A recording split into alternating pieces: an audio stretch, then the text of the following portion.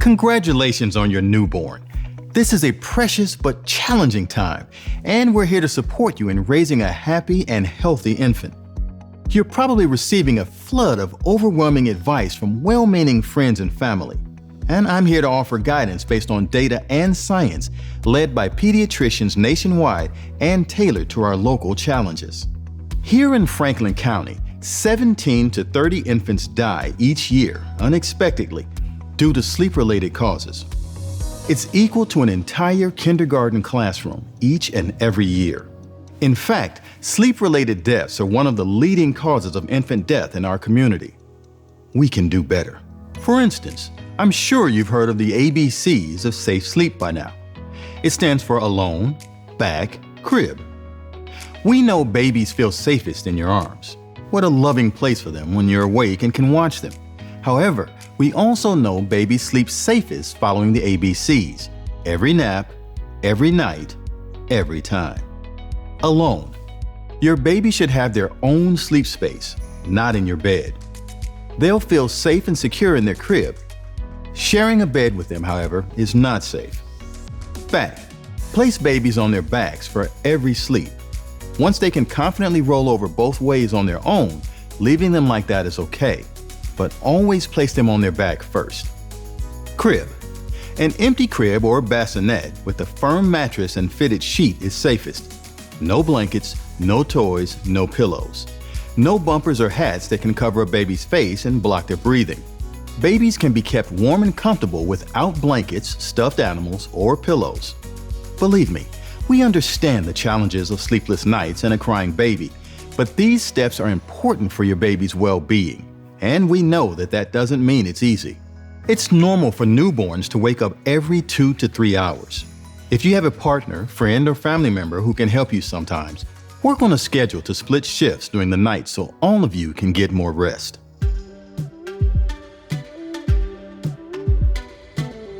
Sometimes it can be hard because everyone is exhausted. Newborns are exhausting. You're so tired and it's in the middle of the night. The part I hated was it affected my sleep.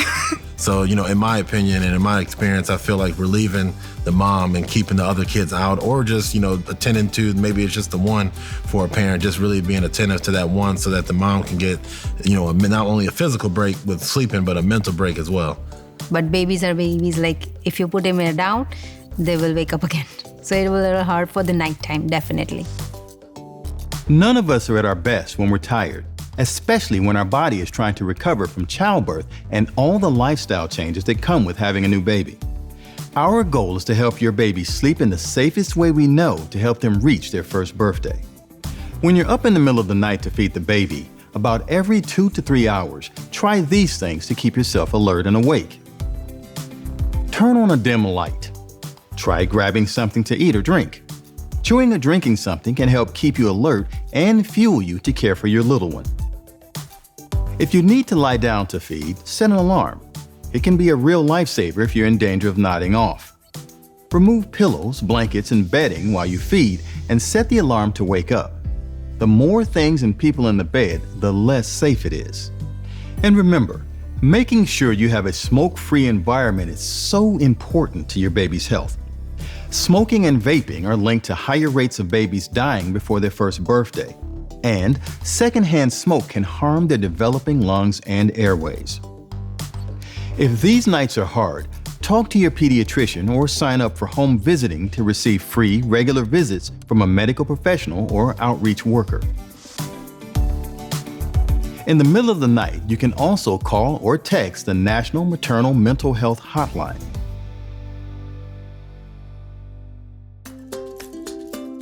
The baby's crying and you just want to bring them in there with you and just go to sleep, because the baby will probably go to sleep if they're beside you, His dad would try to put him in the bed with us, but I didn't want him to get too comfortable with that because now putting him back in his bassinet is going to be harder. Crying is just their way of communicating because they don't have any other way. And that doesn't mean that they're in pain. It doesn't mean that they're sad necessarily. It's just their way of calling out to you. And I realized I can soothe her without holding her in my bed while I'm trying to sleep and she's trying to sleep. Babies communicate through crying. But a cry doesn't always mean something is wrong. I know when I'm tired or frustrated, I'm cranky. Since they can't yet say that, they likely will cry. If your baby is crying, avoid bringing them into bed with you to sleep or nap, as it can pose risks like blocking the breathing or overheating. Couches and beds also present dangers, increasing the risk of your baby suffocating. And items like bouncers, rockers, or even car seats may seem like a solution, but they are not safe for sleep as they can block your baby's airway. Always place your baby on a flat, firm surface, not on an incline. Consider giving your baby a pacifier that's not connected to anything like a shirt or stuffed animal. Or try swaddling them with a sleep sack to recreate that snug feeling they had while inside the womb. A sound machine or an app on your phone that recreates the sound of your heartbeat can also be helpful. Following these steps helps make sure your baby is sleeping in a safe environment, and it helps build that healthy habit. If your baby won't stop crying and you're feeling overwhelmed, call the Crying Baby Hotline.